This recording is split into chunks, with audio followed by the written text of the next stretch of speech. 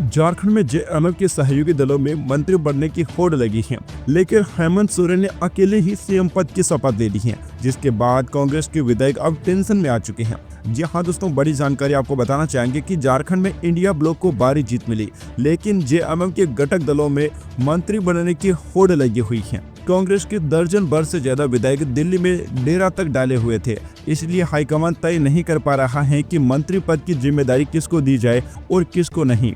यही हाल आरजेडी का भी है। पिछले चुनाव में 1 सीट जीतने वाली आरजेडी इस बार 4 सीटें जीत चुकी हैं और चारों विधायक मंत्री बनने की होड़ में लगे हैं। ऐसे में आरजेडी भी तय नहीं कर पा रही है कि किसको मंत्री बनाना है। सूत्रों की माने तो सीपीआई-एमएल औपचारिक तौर पर शामिल होगी सरकार में या नहीं, ये तय इसलिए भी नहीं हो पा रहा है क्योंकि सीपीआई-एमएल भी दोनों जीते विधायक को मंत्री बनाने की इच्छा रख रही है। ऐसे में हेमंत सोरेन ने अकेले शपथ लेकर मैसेज साफ कर दिया है कि इस बार के झारखंड की सरकार हेमंत सोरेन की वजह से बनी है, इसलिए हेमंत सोरेन जिसे चाहेंगे उसे ही मंत्री बनाएंगे और जैसे चाहेंगे वैसे ही सरकार चलेगी।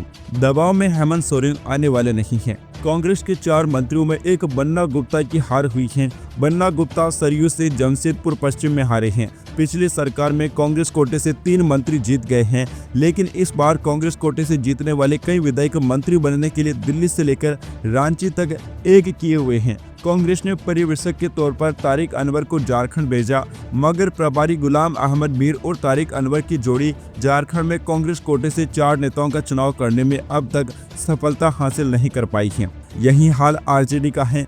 यहाँ 4 जीते हुए विधायक में कम से कम 2 तो मंत्री पद हर हाल में हासिल करने को लेकर दाव लगाए हुए हैं। ऐसे में आरजेडी कोटे से 2 मंत्री बनाए जाए, लेकिन हेमंत सोरेन ने आरजेडी और कांग्रेस के शीर्ष नेतृत्व को साफ मैसेज दे दिया है कि कांग्रेस कोटे से 4 और आरजेडी के कोटे से 1 मंत्री बनाया जाएगा। जाहिर है कि कांग्रेस और आरजेडी अपने घर की कलह को संभालने में जुटी हुई हैं। वहीं सीपीआई-एमएल के 2 जीते हुए विधायक भी मंत्री बनने की होड़ में हैं। ऐसे में हेमंत सोरेन उन्हें मंत्रिमंडल में शामिल करेंगे या वे बाहर से समर्थन देंगे, इसका फैसला कल हो जाएगा। हेमंत सोरेन की सरकार हेमंत के नेतृत्व में चलेगी, ये आज उनकी अकेले शपथ को लेकर जो मैसेज दिया गया है उसने साफ कर दिया है। सोरेन का कद झारखंड में इंडिया ब्लॉक के नेताओं से कई गुना बड़ा दिखाई दे रहा है, इसीलिए परिणाम को देखते हुए बाकी के घटक दलों को हेमंत सोरेन की बात मानने के लिए मजबूर होना पड़ेगा, ये तय दिखाई दे रहा है। सोरेन ने कांग्रेस और आरजेडी को साफ मैसेज दे दिया है कि अपने कोटे से मंत्री के चुनाव को लेकर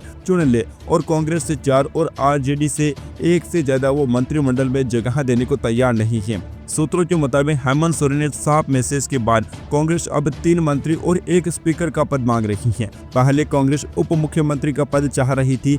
झारखंड के चुनाव परिणाम आने के बाद झारखंड के कांग्रेस के दिग्गज नेता सुबोध कांत सहाय ने कांग्रेस के लिए उप मुख्यमंत्री के पद की मांग की थी। हेमंत के साफ मना करने के बाद कांग्रेस पार्टी अब स्पीकर का पद मांगने में जुट गई है। जेएमएम के सूत्रों से मिली जानकारी के मुताबिक जेएमएम कांग्रेस को स्पीकर का पद देने को भी तैयार नहीं है। जाहिर है कि अब कांग्रेस को 4 मंत्रालयों से संतुष्ट होना पड़ेगा और झारखंड में हेमंत सोरेन के नेतृत्व को पूरी तरह से मानने के लिए बाध्य होना पड़ेगा। इस सरकार में कांग्रेस भले ही 16 विधायक जीत कर आई है, लेकिन जेएमएम के पास अकेले 34 विधायक हैं और सरकार चलाने के लिए 7 और विधायकों की आवश्यकता है, जो कि आसानी से पूरी की जा सकती हैं।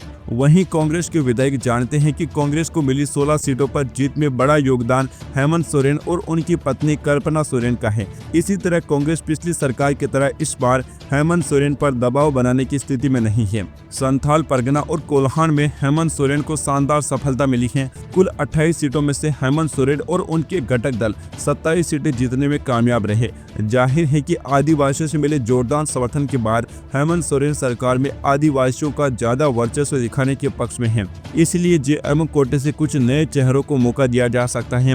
वहीं हेमंत सोरेन ने संगठन की जिम्मेदारी अपनी पत्नी कल्पना सोरेन को देने का मन बना लिया है। पिछले कुछ महीनों में जिस तरह से हेमंत सोरेन की पत्नी झारखंड में बड़े नेता के तौर पर उभरी है, इससे हेमंत सोरेन को बड़ी ताकत मिली है। हेमंत को महिलाओं की भी बड़ी आबादी का साथ मिला है, इसलिए हेमंत महिलाओं के पक्ष में कई फैसले लेकर झारखंड में जेएमएम की पकड़ मजबूत बना बनाने की फिराक में है।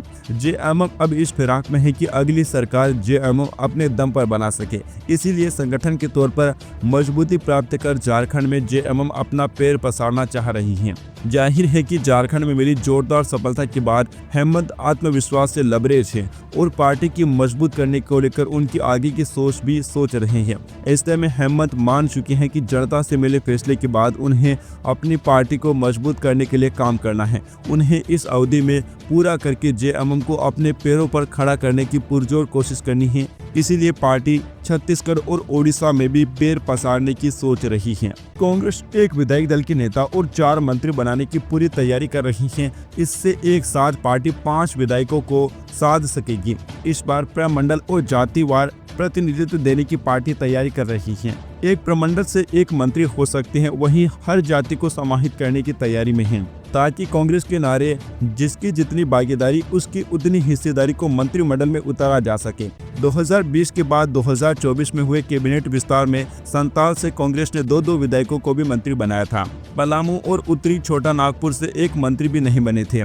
कांग्रेस से झारखंड बनने के बाद पहली बार एक साथ 2 अनुसूचित जाति के विधायक चुनकर आए हैं। ऐसे में छतरपुर के नवनिर्वाचित विधायक राधा कृष्ण किशोर और कांके के नवनिर्वाचित विधायक सुरेश बेठा में से एक एससी कोटे से मंत्री बन सकते हैं। वहीं पूर्व मंत्री आलमगीर आलम के जेल जाने पर उनकी पत्नी निशत आलम ने सबसे बड़ी जीत दर्ज की थी। ऐसे में मंत्री पद के लिए उनकी भी दावेदारी दिखाई दे रही है। अगर वे अल्पसंख्यक कोटे से मंत्री बनी तो पूर्व मंत्री डॉक्टर इरफान अंसारी की राह मुश्किल होती नजर आ रही है। वहीं एक प्रमंडल से एक मंत्री का फॉर्मूला रहा तो संताल से दीपिका पांडे सिंह और प्रदीप यादव को भी कैबिनेट में जगह नहीं मिल सकेगी।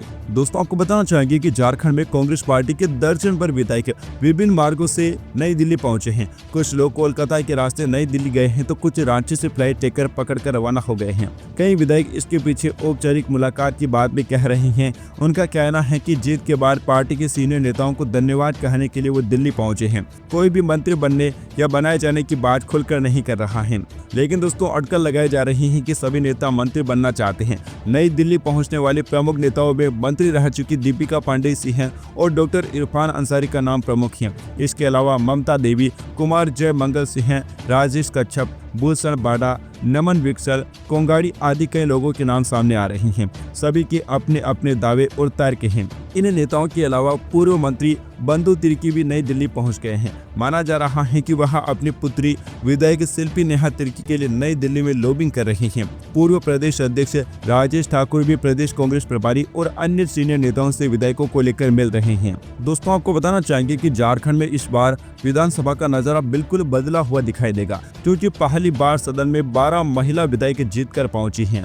निर्वाचित महिला विधायकों में ज्यादातर पारिवारिक विरासत को आगे बढ़ा रही हैं, तो कईयों ने अपने बूते भी राजनीति में पहचान और दमक कायम की है। 12 में से सर्वाधिक 5 विधायक कांग्रेस से तो भाजपा से 4 और 3 महिला विधायक झारखंड मुक्ति मोर्चा जामुमो से निर्वाचित हुई हैं। यहाँ उल्लेखनीय है कि झारखंड के गठन के 24 साल के दौरान राज्य की हर विधानसभा में महिला विधायकों की संख्या में क्रमिक बढ़ोतरी देखी गई है। सन 2000 में यहाँ 3 महिला विधायक थी, जबकि 2005 में यहाँ संख्या बढ़कर 8 और 2014 में 9 हो गई। 2019 में 10 महिला विधायक निर्वाचित हुई थी और इस बार सबसे ज्यादा महिला विधायक निर्वाचित हुई हैं और इस बार 12 महिला विधायक सदन पहुंची हैं।